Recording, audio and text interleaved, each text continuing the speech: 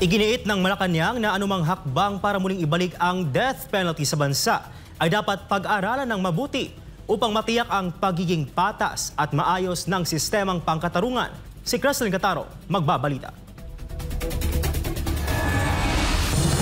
Sa gitna ng mga panawagan na muling ipataw ang parusang kamatayan sa mga tiwaling politiko at opisyal ng gobyerno, inihayag ng Malacanang na wala pang pinal na posisyon si Pangulong Ferdinand Marcos Jr.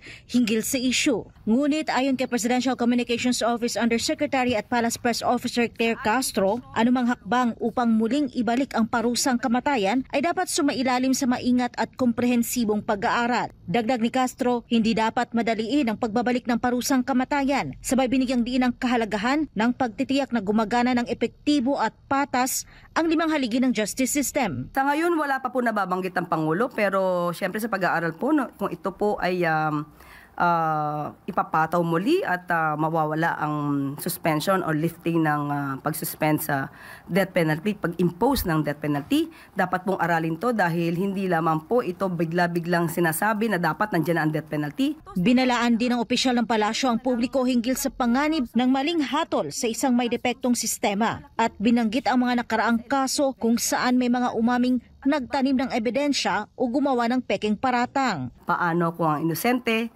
ay nagawa ng intriga at naplantahan ng ebidensya? Death penalty ang maaaring ipataw. Kawawa naman po yung masasabi nating inosente.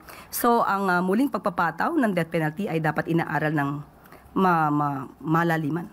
Ipinawalang bisa ang parusang kamatayan sa Pilipinas noong 1987 na naging unang bansa sa Asya na nagtanggal ng capital punishment. Muling ibinalik ito noong 1993 sa ilalim ng Republic Act 7659 sa panahon ni dating Pangulong Fidel Ramos bilang tugon sa pagtaas ng kriminalidad. Sa ilalim ng batas, ipinataw muli ang parusang kamatayan para sa mga karumal-dumal na krimen, sa una ay sa pamamagitan ng electric chair. Noong 1996, ipinasa ang Republic Act 8177 na nagtakda ng lethal injection bilang paraan ng pagpapatupad ng parusa. Noong 2000, idineklara ni dating Pangulong Joseph Estrada ang moratorium sa parusang kamatayan. Ipinagpatuloy naman ito ng kanyang kahalili, si dating Pangulong Gloria Macapagal Arroyo, na tuluyang lumagda sa Republic Act 9346 noong 2006 upang tuluyang ipawalang bisa muli ang death penalty. Para sa Diyos at sa Pilipinas kong mahal, ito si Creslin Catarong, SMNI News.